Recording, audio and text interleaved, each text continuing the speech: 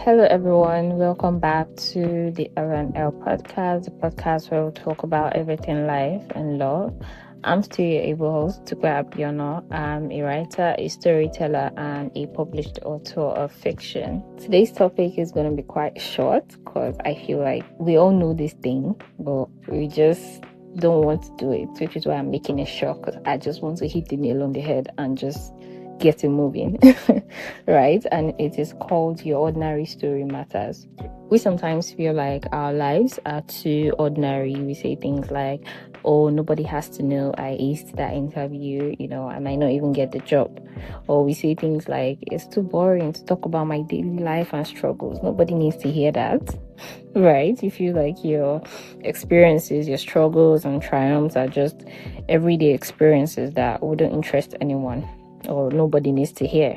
Many of us believe that our stories aren't worth telling unless, we've done something extraordinary or we've survived a disaster or achieved worldwide fame. But the truth is, your seemingly ordinary story has the power to inspire, it has the power to connect, and it even has the power to change somebody's life. For a minute, let's just think about the books, the movies, the things we've seen online that have actually moved us the most. Chances are they aren't all about billionaires or aren't all about people that have achieved worldwide fame.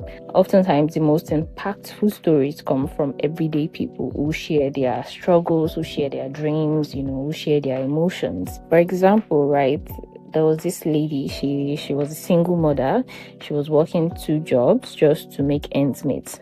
Every day felt like a never-ending cycle for her of exhaustion, sacrifice. She didn't think there was anything special about her story until one day she decided to share her experience on a blog. She wrote about the guilt of not spending enough time with her kids, the fear of never being enough, and her story actually resonated with thousands of single mothers out there who actually felt the same way. They found comfort in knowing that they weren't alone, and many even reached out to thank her for putting their emotions into words. There was even a GoFundMe for her. Her story didn't so much have like a fairy tale ending, but it actually didn't need one because it was real, right? And that's what made it powerful.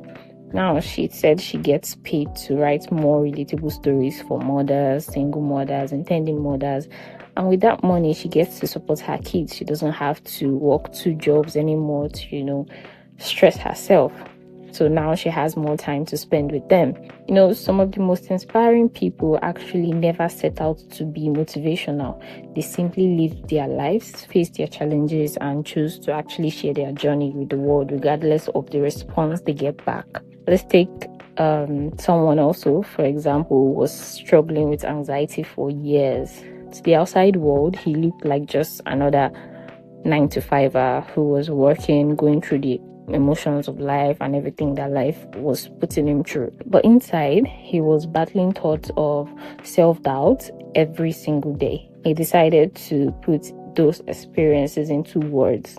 His small victories, like how he made it through a work meeting without panicking, or his tough days when even getting out of bed felt impossible. He didn't use all those big grammatical terms, just simple words. To him, it felt like, oh, it's nothing groundbreaking. But for those who read it, it was everything to them. Others who were also struggling with anxiety saw themselves in his story and felt less alone. Some even said his honesty helped them seek therapy or talk to loved ones about their struggle. He wasn't writing it to advise anyone. His story wasn't about curing anxiety or achieving massive success. It was simply about existing and surviving through difficult times, and that in itself was worth sharing. And guess what? He got promoted in his office. His company saw his post right online and he got promoted, and the position he got promoted to required him to speak more, thereby helping him battle anxiety and the lack of confidence he had. Your seemingly simple or boring story can actually be someone's lifeline. It doesn't need to be dramatic or movie worthy for your story to actually be valuable.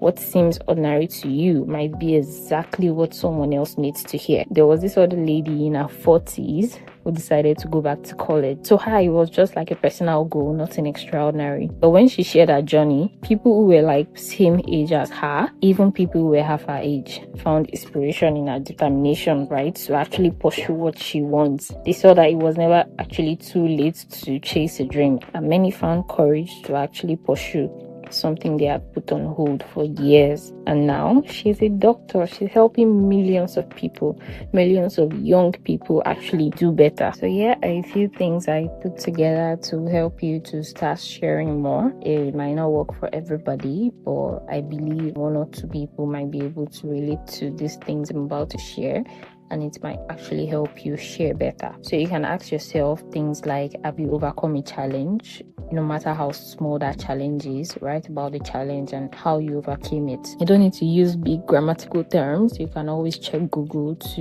look for certain terms if you actually need it. But I believe using your own words that you are able to simply communicate in is better. Another thing you can ask yourself is, have you learned something from an experience that others might relate to? You know, life is just a collection of stories waiting for you to actually tell them. We go through so many experiences in life and we learn every day, even when we don't even notice it. So you might want to just share that experience and what you've actually learned from it.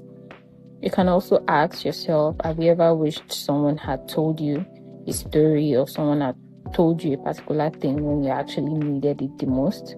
Was that word or story or line in a paragraph you wish someone had told you earlier, but you learned it late and wish you knew this at that stage in your life? You can share something like that. But at the end of the day, right, your story and voice matters, even if you feel like it doesn't. Start by sharing with a close friend, writing in a journal, posting on something or a blog or somewhere. You know, you never know who might need to hear what you have to say. So thank you so much for listening. Don't forget to subscribe, share, and like this episode and the other episodes. It really helps me out and I really appreciate it. And also, you never know who needs to hear these reminders and whose hearts might actually soften just by hearing these words. You can connect with me on Instagram at dupe.abiona or WordPress, Life, Love and Stories, or here on Substack. Until next time. Bye.